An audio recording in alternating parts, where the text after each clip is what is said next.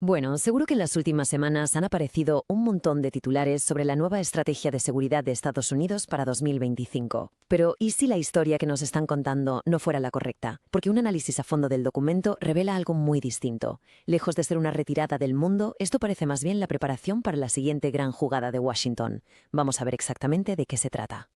La pregunta que está en boca de todos es esa, ¿no?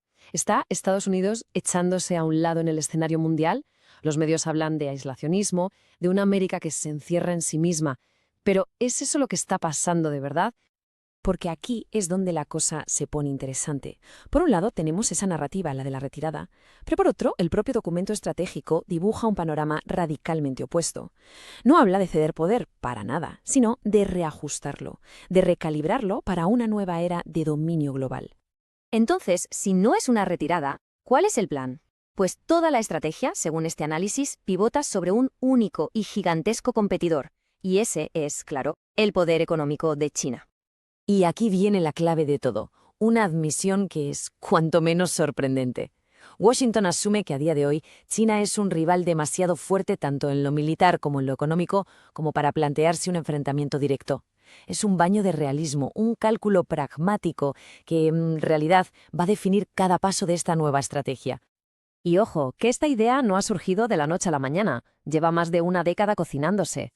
Todo empezó con el famoso pivote hacia Asia de Obama allá por 2011 y se aceleró hasta llegar a la guerra comercial de 2025. Ese fue el punto de inflexión. Cuando China restringió el acceso a las tierras raras, en Washington saltaron todas las alarmas. Fue una llamada de atención masiva, como se dice, que les hizo ver lo increíblemente dependientes que eran económicamente. Y es que la cosa no está clara ni siquiera en el terreno militar. Las propias simulaciones de guerra que hace el Pentágono sobre un posible conflicto por Taiwán, son bastante alarmantes. En la mayoría de los escenarios acaban perdiendo. En algunos quedan en tablas. Y en el mejor de los casos lo que obtienen es una victoria pírrica. ¿Qué quiere decir esto? Pues que sí, ganas, pero a un coste tan salvaje, con unas pérdidas tan devastadoras, que en la práctica es como si hubieras perdido. Vale, con esta realidad sobre la mesa, la estrategia se despliega en dos fases. La primera, el plan a corto plazo. Es básicamente prepararse para ese futuro conflicto construyendo lo que podríamos llamar una especie de fortaleza América. Y para construir esa fortaleza, ¿qué hacen? Pues desempolvar una idea que tiene ya 200 años, la doctrina Monroe. Esa política histórica, que resumiendo mucho, venía a decir que toda América Latina es el área de influencia exclusiva de Estados Unidos. Pues bien, ahora la están reactivando, pero con un objetivo muy del siglo XXI. La estrategia es, en esencia, un plan de 3 pasos. Primero, volver a afianzar el control sobre América Latina. Segundo, traerse las fábricas de vuelta. Mover las cadenas de producción de Asia a las Américas, lo que se conoce como nearshoring. Y tercero, y muy importante, asegurar el control de todos los recursos clave del continente, desde el petróleo hasta el litio y otros minerales. La idea final es crear un bloque económico autosuficiente y, por supuesto, totalmente controlado por Washington.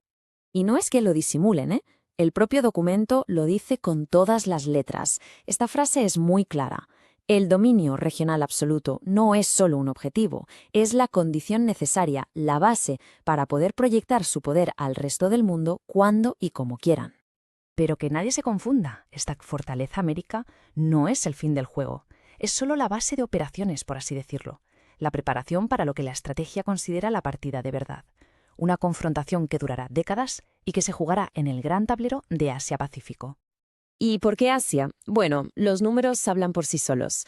La región de Asia-Pacífico ya genera casi la mitad de toda la riqueza mundial, casi la mitad. Si se compara con el G7, el tradicional club de las economías occidentales más ricas, es que este se queda pequeño. El centro de gravedad económico del planeta se ha mudado. Ya no está en el Atlántico, ahora está sin ninguna duda en el Pacífico. Por eso mismo, la propia estrategia enfoca el conflicto no tanto en términos militares, sino como una guerra económica a larguísimo plazo.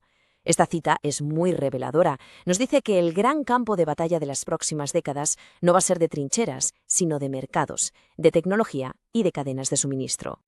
Y para librar esta batalla, el plan es bastante claro. Aislar y debilitar a China. ¿Cómo? Pues reforzando alianzas con sus vecinos, como India, Japón o Australia, utilizando a Taiwán como una pieza estratégica clave y, cómo no, aumentando la presión militar con más bases y pidiendo a los aliados que gasten más en defensa. El objetivo final es evidente, contener la expansión de Pekín en su propia casa. Y esto nos lleva a un punto fundamental.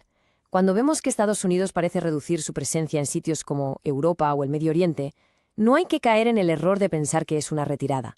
No lo es. Es una reasignación estratégica de recursos. Es simplemente mover las fichas del tablero para centrarse en la partida principal.